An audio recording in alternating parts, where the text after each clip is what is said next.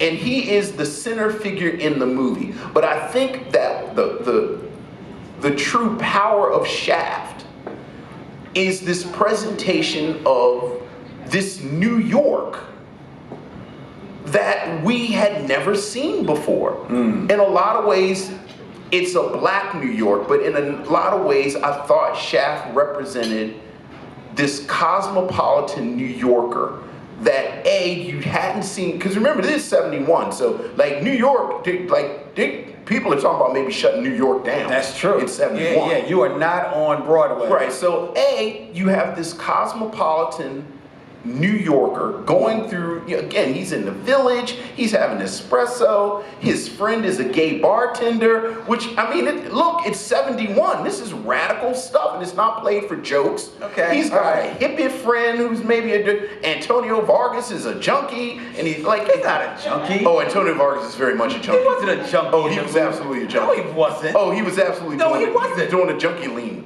He was leaning on the car. Yeah, what did you think he was going to do with that $20? It was $20 to give him to get what? Because it was $20 to give him a piece of information. You're going to stop talking out to the neck about Antonio Vargas. That's Huggy Bear.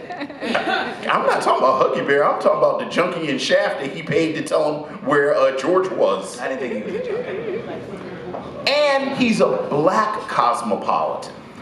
Yeah. Which I think is huge. I think it's huge, but I think we're actually saying the same thing. No, I don't think so. Because Gordon Parks, his reason for putting this together, because the movie Shaft is actually based on a book, based on a novel by, and I have the writer right here, and so Ernest Tidyman, right, who also co-wrote the script.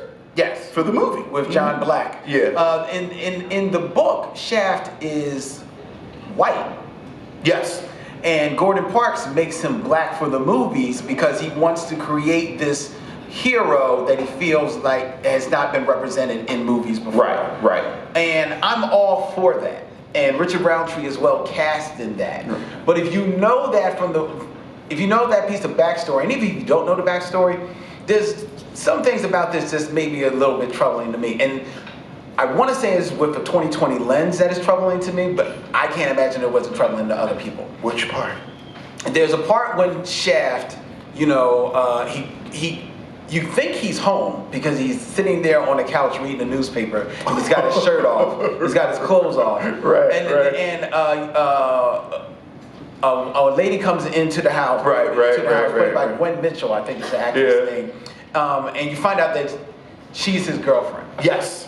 And she runs up and she's like, "Oh, baby, I thought something that happened to you because you heard about this big fight in the office and everything like that." "No, baby, I'm all right, baby, come here." And then they make sweet love. Did you mention he was naked on the sofa? Yeah, he was naked on the sofa. So he had to, have her join her nakedly. Right. So he takes off. Right. And it actually is a very nice love scene because it's not from like the male gaze at all. Right. While they are nude, you don't see anything. Right. You really only see his back and her hands. Yes, it's very artful. Very artfully done, very, very sensual, very sexy, right? And you feel that, right?